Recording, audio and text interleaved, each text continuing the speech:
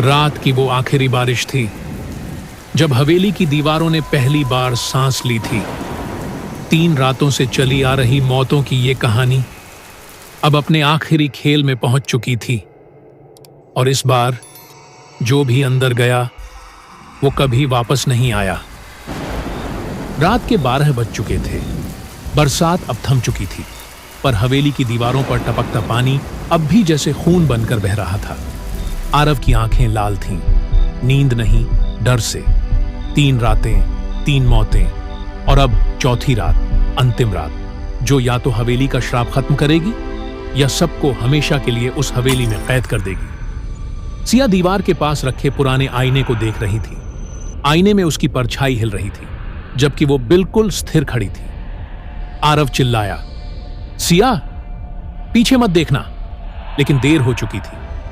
आईने से वो औरत बाहर निकल आई, लाल साड़ी में लिपटी, काले बाल जमीन पर घिसटते हुए। उसके होठों से एक फुसफुसाहट निकली, अब मेरी अधूरी कहानी तुम पूरी करोगे। हवा ठंडी हो गई, दरवाजे अपने आप बंद हो गए, मोमबत्ती की लौ बुझी और हवेली एक पल में अंधेरे में डूब गई। आरव ने ताबीज को कसकर पकड़ा, लेकिन अब ताबीज भी जलने लगा था। दीवारों से आवाजें आने लगीं, हमारे नाम मत भूलना वरना तुम भी यहीं रह जाओगे। सिया ने धीरे धीरे कहा, आरव, यह हवेली अब जिंदा है। और तभी हवेली की जमीन कांपने लगी, जैसे किसी की आत्मा अंदर से चीख रही हो। आरव ने साहस जुटाया और हवेली के तहखाने की ओर दौड़ा। तहखाने में वही पुरानी किताब रखी थी, आत्माओं का खेल। उसने किताब खोली। अंदर एक अधूरा पन्ना था जिस पर लिखा था, जिसने कहानी शुरू की वही इसे खत्म करेगा। आरव समझ गया, ये सब उसकी वजह से हो रहा है। 3 साल पहले उसी ने हवेली में वो मंत्र पढ़ा था जिसने आत्माओं को जगाया था।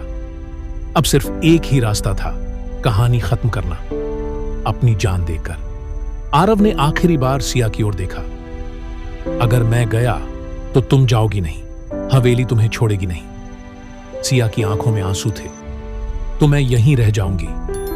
आरव ने किताब के आखिरी पन्ने पर अपना नाम लिखा और उसी पल हवेली जोर से चीखी। हर दरवाजा, हर आईना, हर दीवार सब टूटने लगे।